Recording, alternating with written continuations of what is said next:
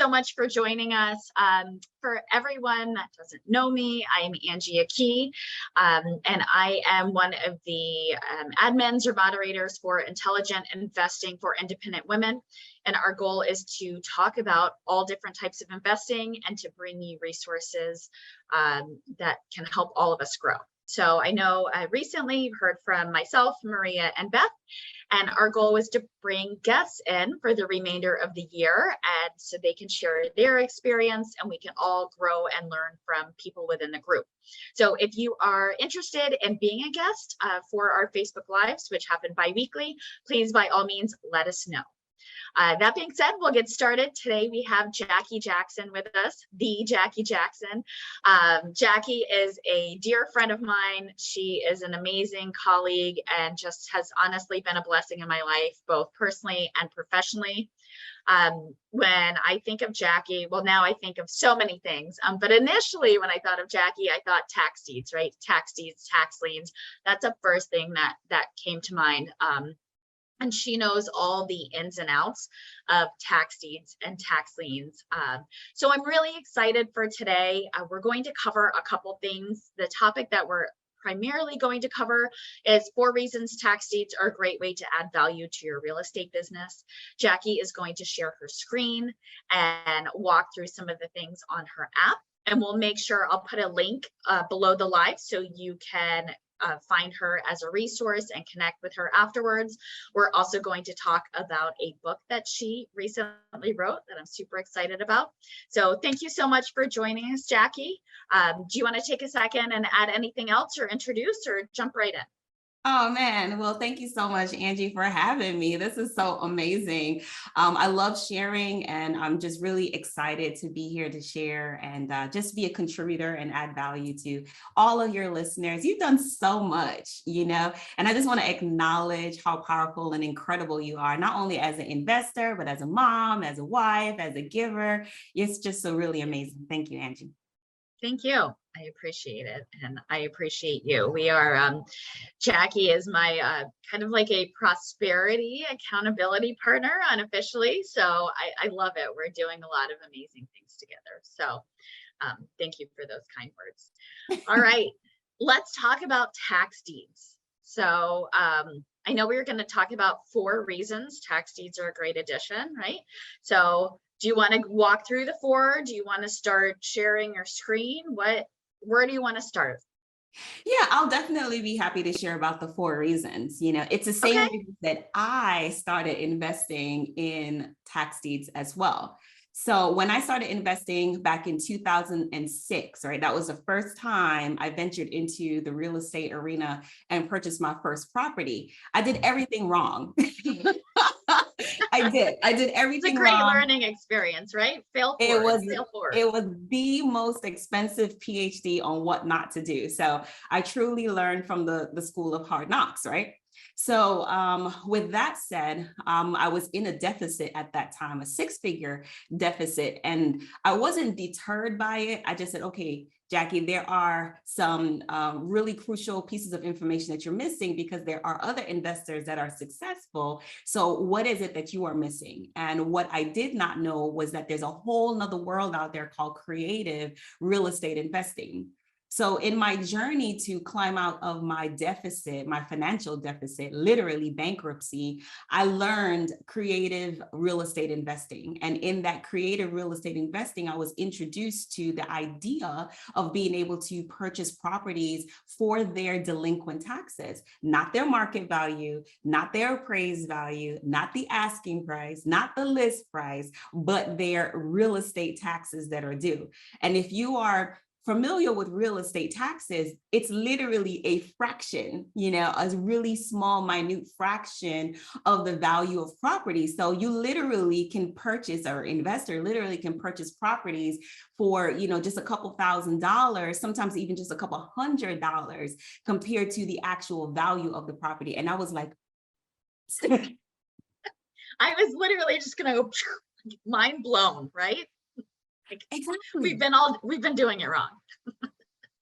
Well, there's multiple ways, right?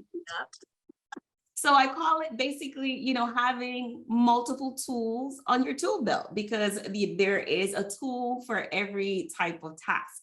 And if your goal is to acquire, low properties, you don't have a lot of cash or capital to start, this particular strategy, which is investing in properties via their tax liens or their tax deeds auctions, is a great way to enter into the marketplace without having a huge lump sum of money and a commitment up front.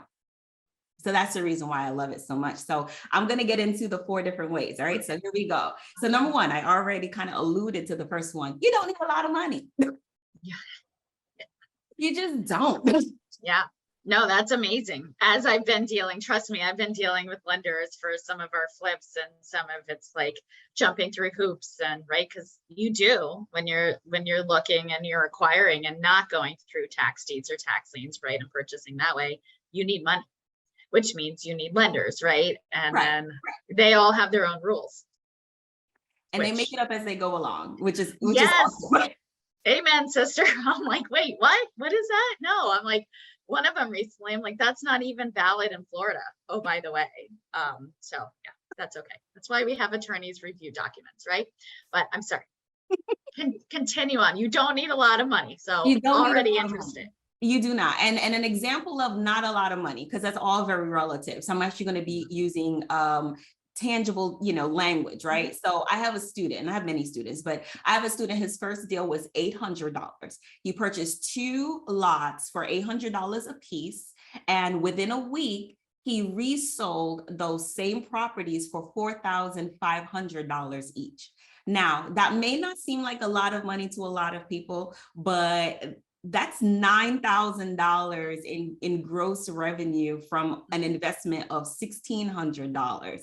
That's right. Incredible, the return on the cash and cash return that you receive. So there's proof of concept already there.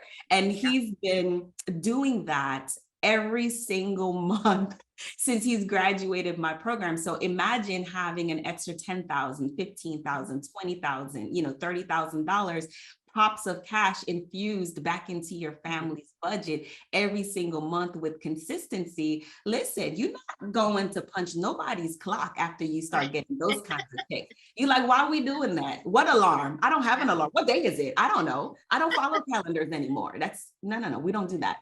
Right? Absolutely. So, and it probably doesn't take him a lot of time anymore, right? Like he probably has a system. And so, he may be bringing in 9 or 10 grand a month and spending, I don't know, how long would you imagine he would have to spend to be able to get those lots and flip them routinely? Oh my word, like immediately, right? Okay. So yeah. the time to market or put it back on it. And then especially if you're purchasing the property as is, or we're kind of used to that kind of language, and then selling it as is, right? Yes. So you're not really doing anything to it. So, there's no additional output or investment of cash. You just have this property that you own. So technically you are a for sale by owner. A lot of people, oh, is that wholesale, Jackie? I'm like, no, wholesaling is when you're assigning your interest in a contract to someone else. You don't actually own the property. Right. When you are investing in tax deeds, you're literally gaining ownership interest. It is an actual deed. So with your deed, you can convey ownership, transfer ownership to someone else. So you're selling your own property. So that's considered a for sale by owner. And you can do that as many times as you would like, which would lead me to number 2. You don't need a license to sell your own property, right? So many people, you don't need a real estate license to, masterfully and successfully implement this investment strategy. Many people get into real estate and they get their license first because they wanted to become investors. And that's okay. If you are a licensed sales professional, kudos to you. I am not, and nor am I. I'm just not, because for what I do, it's not a requirement. I'm not really representing anyone else's interests except my own. So the cool thing is you don't have to be licensed, and it's even cooler if you are licensed. That's great. You can still be successful at purchasing tax deeds and tax liens as well too. All right. So the two don't intertwine. They're like parallel paths, but they're not contingent on each other by any means. Very cool. So number 3. You don't need your credit. I know. Yay! That's also amazing. Also amazing. You're Just buying keeps getting better. right. So you're buying properties directly from your local government. And when I say local government, it's at the county level, right? Sometimes the municipality level, but mostly at the county level. So within every state, USA, real estate taxes are collected, right? That's how the counties are able to invest in vital services in our community, right? So that's our stoplights, that's our roads, that's our emergency services, that's our 911, that's our waterways. And you want to be able to pull up to a stoplight and it works, right? That's real estate taxes that takes care of all of those services. So when a property owner is delinquent in their real estate taxes, it actually is a very hard, it's a really serious hardship in the community and on the county. So in every state, there are laws that are written that says, hey, the county has, the taxing authority has, which is normally at the county level, has the right all the way to enforce a collection action, all the way up to selling the actual property for the taxes that are owed, okay?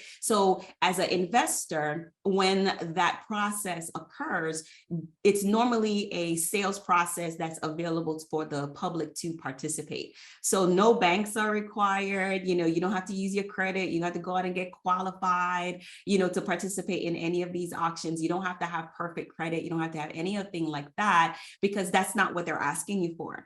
It's just the county needs the money to pay for all of their services according to their annual budget, and the public on a first come, first served basis can participate. And if you are the successful bidder, you get the property. They don't really care about anything else after that. They just are trying to get the taxes satisfied. So you don't need to use your personal credit or business credit. You can use business credit. Most people use their business credit for financing, lines of credit, things like that. But it also isn't very necessary either. So that's why I love this strategy, right? So now we're at number 3. Awesome. Yes. 3 amazing things. Amazing. So far, so good. So far, so good. It's only up from here. Yeah.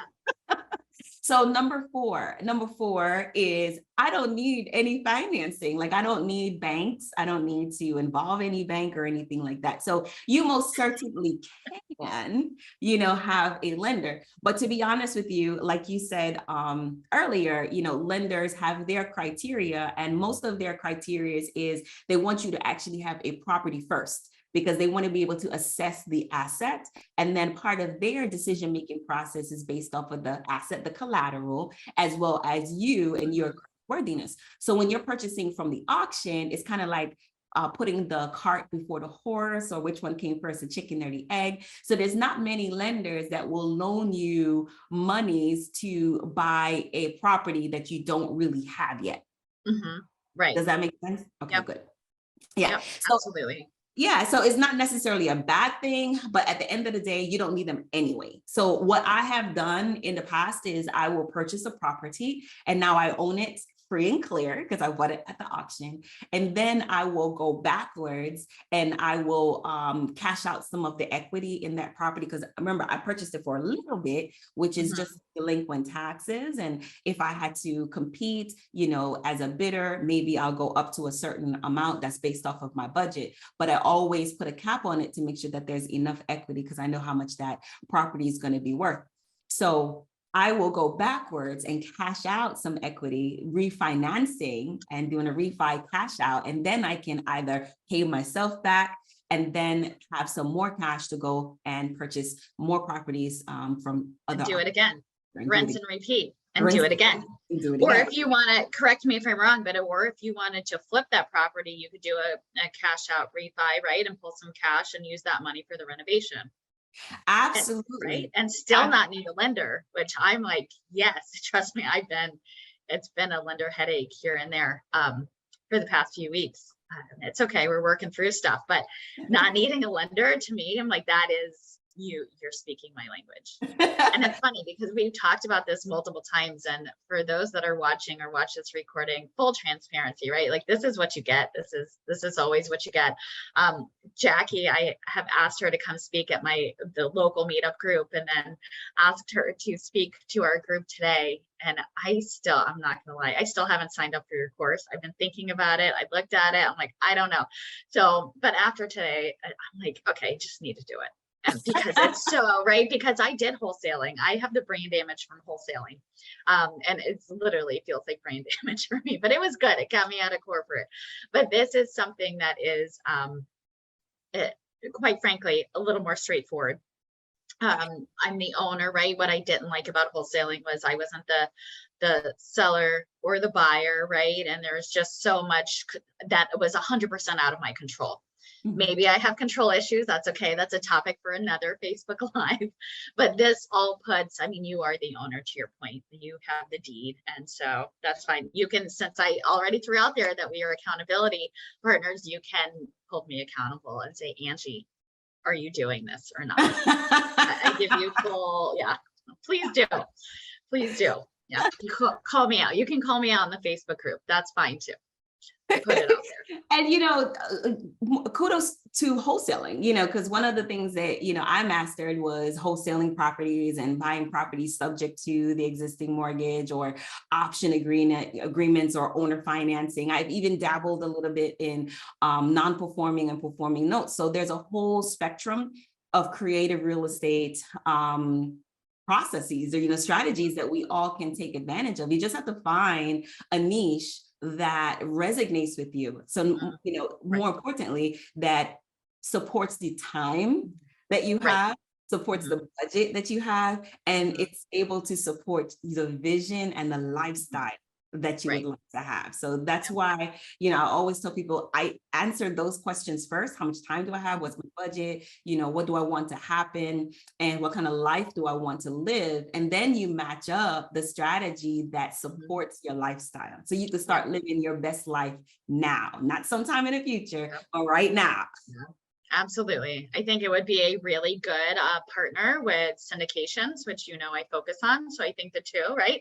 Some of it is cash flow now, right? And some of it is building and that generational wealth and growing that wealth. So I think it would be a good counterpart. So we will see.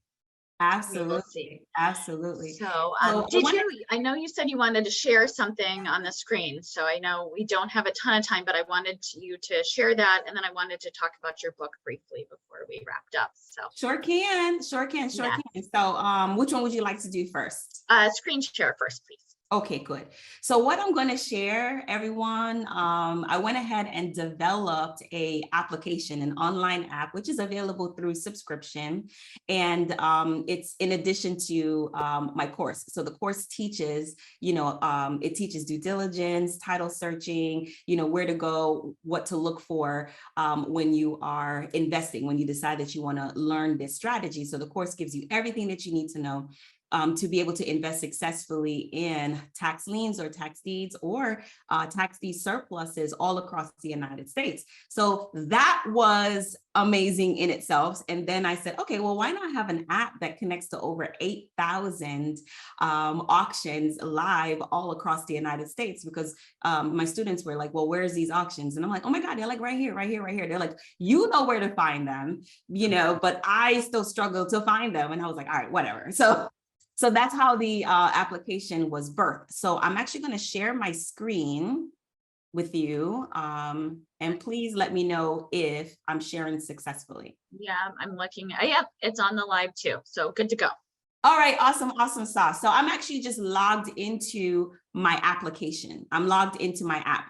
And the reason why I'm logging into the app is just to give everyone an idea of how many properties, and when I say properties, parcels, they're called parcels in my app, how many parcels and properties are for sale right under your noses every single day. Because they're like, oh, this doesn't happen in my county. I'm like, you think? All right, we'll see about that. Sure it does, right? Yeah, perception is reality. Yeah, so like just reframe your thinking. Right, you stop paying your real estate taxes and see how you end up on this list. Yep, see what happens. So the way how it works here is we can search by, past or future auctions. We can search by the state. And I know the majority of us, I'm assuming, I know your group is, everyone is available to join, but I'm believing that the majority of people are from probably in Florida. So from my local group, yes. On the Facebook group, I think we're scattered throughout. So you can pick any state. If you want to pick Florida, that's fine. Sweet. Okay. So if you click on state here, obviously I can go to any state. So I'm going to choose Florida. Why not? All right. And when I select Florida, these are all of under the first column jurisdiction. Those are the counties, the state, and then these are the auction dates. These are the dates. So we have auctions that are coming up right here in November. How cool is that? And take a look. These are deed auctions. So these are auctions where you get to own the property if you're the successful bidder. It's online, and there's 141 properties in Polk County that are for sale on November 17th. Isn't that interesting? That means I need to take action. Sign up, right? It's good. It's good. Light a little fire. It's encouraging. Fire, right? So, in the state of Florida, there are 67 counties, of course. And, the counties, the inventory, that's the best word, the inventory or the quantity of parcels that are sort of just based off of inventory, who's delinquent and who's not delinquent, right? So in this last column here, it just shows you, what counties has the most properties that are going up for auction.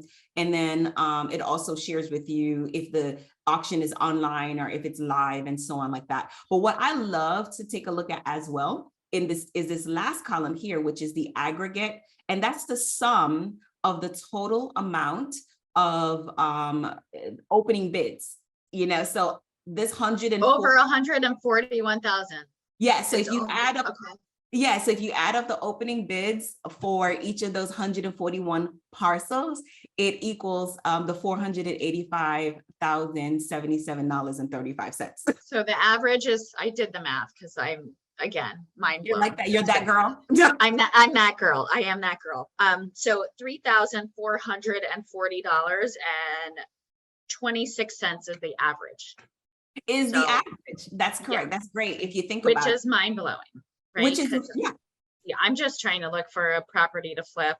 I mean, under 100 is like a dream. That did happen recently. So I feel good. I was open to receive it. It came, but under 200 is really difficult in Florida. So just to put a little perspective to it, because this is close to where I am in Orlando. So looking for something under 200 is hard to come by, but right? Maybe not. That's fine. Maybe not. No, maybe it's not. Maybe I just need to pull it together. That's good. Awesome. Exactly. And then, at the end of the day, this is how it actually looks, right? So when you click on it, it'll take us directly either to Polk County, Texas, or I can begin accessing this data. And then here are our properties that have the addresses. It'll tell us the property's type. It has the parcel ID here. And of the parcel IDs, the last 4 digits of them are intentionally grayed out, because until the user decides that they want to do due diligence on that property and select it, right now we're just in view mode, okay? But when you want to select a property, that's where the subscription level comes in, okay? And you get a certain amount of properties that you can download and do additional, due diligence and screening on. But what I like to do is, instead of just having like a blind list, you and we're all looking for specific types of properties. Would you agree? Like we have our niche. So the property type, why not just search for the types of properties that you want to buy only? Okay. And then now you've narrowed it down to only looking at those property types so that you don't have to click on anything that you don't want to see. Okay. And then over here is the opening bid. Take a look at this, Angie. So you did the average. So over here, take a look at this one. So this is like a mobile home property. It's licensed for a mobile home, and it's a mobile home, $8,200. Not bad.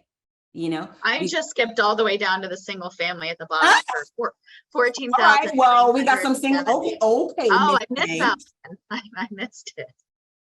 Here's one right at the top. So we got a single family in Bartow, the city of Bartow, And the opening bid is $5,466.67. And then we got another one here. Since you're only interested in single family, here's one in Davenport that's 14,009. So that's 15,000 on average, and so on and so forth. So we have quite a lot of few. I have students now that are really focused on residential vacant land, and why not? Because if you are unable to traditionally get this is already untraditional, but if you want to go a step further and be even more advanced, why not purchase residential vacant land, which is in high demand anyway, and then put your own property on top of it. It's what we're building. We're building in Polk. Yes. So see, absolutely. all the more reasons.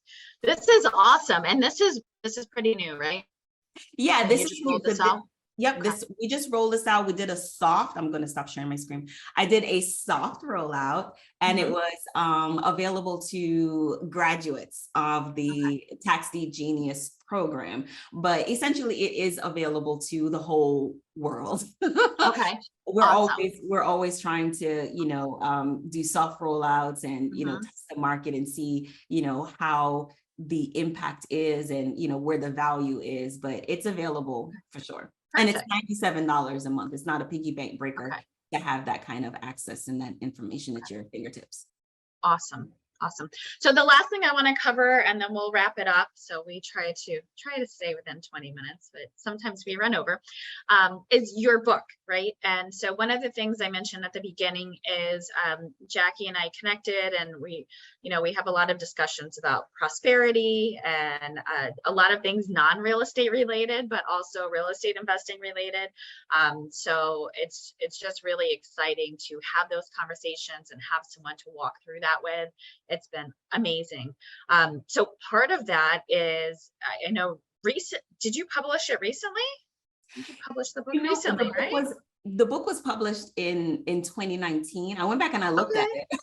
Okay, well, tell us about the book, because I thought it was newer, but it's like this title, it just really wraps everything about Jackie up. I love it. So please share the title and the book. Yeah. Here we go. So here is the book. You Can Love God and Drive a Bentley. And the Bentley, I mean the actual luxury vehicle, okay? Now, if you don't have a desire to drive a Bentley, that's fine. You can substitute your desire with anything that you would like. But the whole purpose of the book, what I was going through at the time is, as a real estate investor, I got to a point in my career where I was really successful. And I was still working in my corporate job at the time. And I did a deal, Angie, and the actual flip itself was my annual salary. So it literally took me just a couple of weeks to make my annuals. I had to work a whole 365 days just to get that one dollar amount. And here I go, having it in just a couple of weeks. So I really wasn't prepared for that, because that kind of income conflicted with my own belief system and my own money story. And lo and behold, directly after that, I did not realize that this is what I was doing. I began to self-sabotage. I began to do things that were opposite of my productivity and efficiency. So I started to increase my spending so I can literally whittle down to my place of comfort, because where I came from, just enough was what you were expected to have. And anything more than that meant something, and I did not realize that. So in that journey of self-discovery, I'm a very faithful woman. And I said, okay, well, what does the scriptures, what does the Bible say about prosperity and financial abundance and independence? What does it say? What does it say about being rich? Does God really want me rich? Why do I feel like this? God does. Yes, he does. Yes, he does. Yes, does. So I did a deep dive into the Bible. And I identified the scriptures and stories in the Bible where it talks about prosperity and the abundance and the fact that you're supposed to have it. You know, we're supposed to be wealthy, inherited, you know, children of God. And I was like, okay, well, why do so many people have such a hardship, you know, in connecting that together?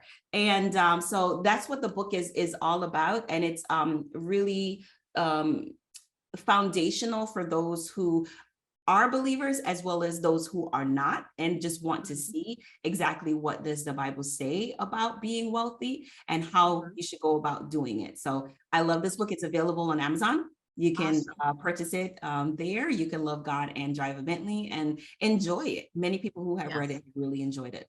Yes, and we'll put the link in the comments. I did just refresh my screen. I thought questions popped up. I don't know. Again, not the technology person ever, but someone did ask, is there within tax deeds and tax liens, do you ever come across multifamily? Oh yeah, multifamily owners stop paying their real estate taxes too. Okay, there's a common theme. So yes, Maria, yes, you can find multifamily. I would presume, Jackie, correct me if I'm wrong, it's not as frequent as some of the other asset types, but still there, right? You are correct, right? So all projects, all property types, regardless of their usage, is subject to the same statute. So what comes up on the list for auction will vary. I've seen schools on there, you know, like daycares, and, you know, all kinds of commercial properties, agricultural, farmland, it's all there. Okay. Any other questions there? Let's see. I had a little snafu with my screen here. Patra said, incredible platform, Jackie. So just wanted to share that. Yes, and someone said you are so energetic. You are. It's one of my favorite things about you. And then it looks like there were some other comments, but I can't see them for some reason. Let me check on my phone.